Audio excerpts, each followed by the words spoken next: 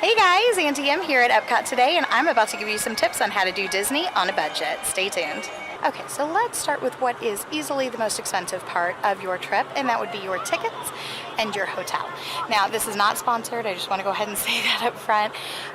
You can pick one of those $32 a night Roach motels that are in and around Disney. But here's the problem with those this close to the parks. One, they're going to have a daily resort fee to include your internet and all that stuff, and no, you can't opt out of it. Two, if you did drive yourself, they're going to charge you a parking fee. And three, they are not going to pick up and drop you off at the airport. If you stay here on Disney property, they do all of those things. They pick you up, it's called the Magic Express. They pick you up at the airport, they drop you off, and there's no resort fee, all the taxes are included, nothing is hidden. Every resort, even the value resorts, have great pools. They all have like movies outside at night that are free. And of course there's the transportation in and around the parks. So you get on a bus at your hotel and it takes you right to whichever theme park you want to go to that day, or Disney Springs. So it's very beneficial to stay on property. Now the best way to find discounts for that is go to the Disney website and click on places to stay, click on special offers, and scroll down, and they have all kinds of special offers for tickets and hotels that are, priced together. So check that out. That should always be your first step before you book any vacation here at Disney. So tip number 2, keeping in line with what we were talking about with tickets and everything, park hoppers. They seem like a great idea that you can go to multiple parks in one day. It never works out that way, and it is a huge waste of money. Skip park hoppers and just stick to one park per day. If you get done with the park early, then consider that a great hotel day and go back to your resort, go in the pool, go find one of the miniature golfs, or go bowl down at Splitsville, or go shopping at Disney Springs. But don't get park hoppers, total waste of money. Okay, tip number 3, skip the Disney dining plan. People think it's such a great deal that you can prepay for your food before you get here, but unless you are getting the most expensive entree and the most expensive snacks at every single meal and snack time, you're not getting your money's worth. Also, there are a lot of grocery delivery services that will deliver directly to your Disney hotel. All Disney hotels, even the value resorts, have refrigerators in their room, little mini fridges. So this is what we do for our family. We eat breakfast in the room, so I have milk and cereal and things like that. And then we make sandwiches in our bags for lunch, and we pack snacks, and then we'll go out to dinner. So that saves a huge chunk of money if you only do it that way. Or if you want to splurge, take that money that you would have saved on breakfast and lunch, eating them in the parks or in restaurants around the resort, and go to a character dinner or a character breakfast or something along those lines. If we do like a character lunch, we'll eat sandwiches for dinner instead of going to a restaurant for dinner. But that's one of the ways we save big money, is don't bother with the dining plan. Tip number 4, let's talk about drinks. You can spend $4 on a bottle of water, or $3.75 on a Coke, or you can just ask for water and they'll give it to you for free.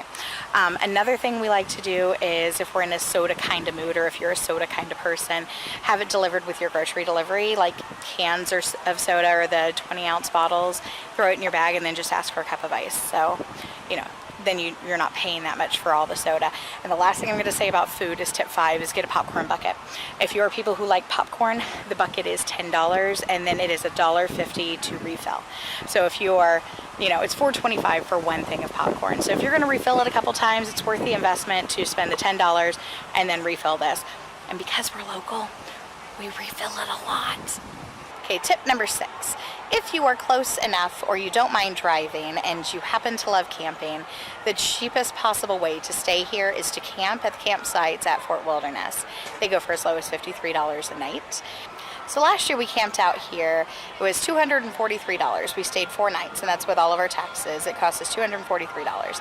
And that gives us access to the pool, and of course there is the Chippendale Campfire Sing-Along, which is a blast. Excuse me, I've got a bug on my hand. Gotta love Florida. And that's free. Actually, you don't have to stay at Fort Wilderness to get to go to the Chippendale Sing-Along. That's a really fun thing. Like I said before, all of the hotels have outdoor movies and all kinds of fun things that you can do. That's one you don't want to miss. That's a lot of fun, is the Chippendale Campfire. And then right after that, they do an outdoor movie. So that's super fun. But yeah, we ate breakfast at our campsite. We packed sandwiches and took them into the parks, or we came back to the campsite to eat lunch. And then dinners I had pre-made, like baked ziti, and I had hamburgers patted out, and we did things like that we would cook over our little grill, and that's what we did, and it saved us a ton of money, so much money saved. And we ate a couple snacks in the park, and we had a character breakfast at Ohana. Katie's favorite character is Stitch, so we went to the Stitch character breakfast, and then other than that, we spent maybe $26 on popcorn because we got a bucket and we just kept filling it we stayed 4 nights and 5 days in the park, and we definitely got our money's worth out of that popcorn bucket. But yeah, if you can camp, if you are in driving distance of camping, if you enjoy camping, that is a great and cheap way to do Disney. The next way to save money here is souvenirs. Don't buy souvenirs in the park. The markup is outrageous. You can buy them at Target, you can buy them at Walmart, you can walk into Dollar Tree and you can buy a ton of Mickey Mouse souvenirs there. You can buy books and coloring books and little toys and puzzles and all kinds of things that are Mickey Mouse themed, and not spend an arm and a leg that you would spend here. And while you are at Dollar Tree, pick up glow necklaces and glow bracelets and all that stuff, because the moment it turns dark around here, all of those vendors are lined up with all the glow in the dark things, and your kid's gonna want one, and you can be like, oh, look what I have, let's put on some of these necklaces, let's put on some bracelets, and then you're the hero, and you didn't just spend $60 on garbage that will end up at the bottom of a toy box. My last tip for the day, and again, not sponsored, is to get a Disney Visa card. If you get the card, if you spend $500 in your first 3 months, you get a $200 statement credit. So first of all, free $200. But second of all, in parks like Epcot and Hollywood Studios, they have these places that are just for Disney Visa holders, like this one right here.